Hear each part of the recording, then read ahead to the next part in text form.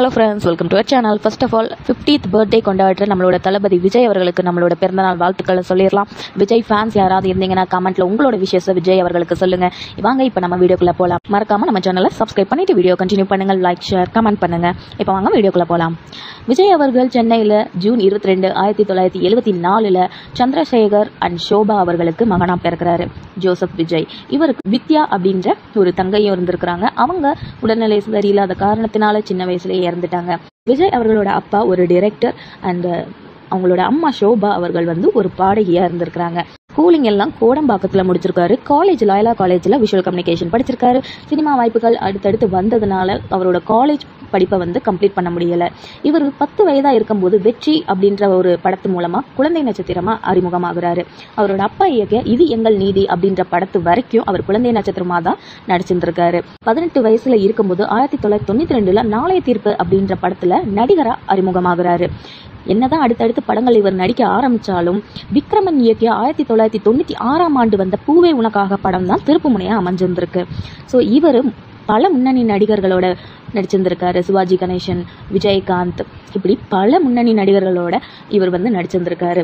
இவர் இப்போ வரைக்கும் 60க்கும் மேற்பட்ட படங்கள் நடிச்சிட்டு இருந்திருக்காரு. இவர் வாங்காத அவார்ட்ஸ் இல்லைன்னு சொல்லலாம். 3 தமிழக அரசு திரைப்பட விருது, ஒரு காஸ்மோபாலிட்டன் விருது, ஒரு இந்திய டுடே விருது, ஒரு சைமா விருது, 8 விஜய் டிவி விருது, 3 எடிசன் விருது, 2 விகடன் விருது அப்படின்னு சொல்லி 50 அவார்டுக்கும் மேற்பட்ட விருதுகள் அவர் வாங்கியிருக்காரு.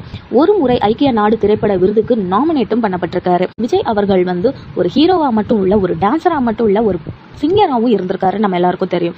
பம்பாய் சிட்டி அப்படின்ற ஒரு பாடல் மூலமா அவரோட பாடல் திறமையையும் வெளிப்படுத்தியிருக்காரு. 1994 இருந்து அப் டு நவ் இப்ப வரைக்குமே அவருடைய சாங்ஸ் தமிழ் மக்களுக்கு கொடுத்துட்டே தான் வந்துட்டு இருக்காரு. இவரோட படம் தமிழ்நாட்டில் மட்டும் இல்ல, இந்தியாவில் மட்டும் இல்ல, வெளிநாடுகள்லையுமே, சைனா, ஆஸ்திரேலியா, தென்கொரியா, இந்த மாதிரி நாடுகள்லையுமே பல திரைப்பட விழாவில் திரைப்படம் வெளியிட்டிருக்காங்க. இதுவரைக்கும் அவர் சினிமா பயணத்துல பயணிச்சுட்டு வந்திருந்தாலும் இப்போ அரசியல் பயணத்துக்குள்ளேயும் போக இருக்கிறாரு. இவரோட அரசியல் பயணம் அப்படின்னு சொல்லி பார்த்தோம்னா 2009 விஜய் ரசிகர் நற்பணி மன்றம் அப்படின்றத ஸ்டார்ட் பண்ணியிருக்காங்க. அதுக்கப்புறம் அது மக்கள் இயக்கம் அப்படின்னு சொல்லி மாறி இருந்திருக்கு. 2011 சட்டமன்ற தேர்தலில் அதிமுக கூட்டணிக்கு ஆதரவாகவும் இருந்திருக்காரு. பிப்ரவரி 2, 2024 தமிழக வெற்றி கழகம் அப்படின்னு சொல்லி விஜய் அபிஷியலா அனௌன்ஸ் பண்ணியிருக்காரு. ஸோ இவரோட கட்சி இனி எப்படியெல்லாம் செயல்படும், என்ன ஏது அப்படின்ட்டு இனி வர இருக்கிறதுல பார்க்கலாம். இவரோட திருமண வாழ்க்கை அப்படின்னு பார்த்தோம்னா பிரிட்டானியால பிறந்த இலங்கை தமிழ் பெண்ணான சங்கீதா அப்படின்றவங்களை 1999 ஆகஸ்ட் 25 கல்யாணம் பண்ணியிருக்காரு.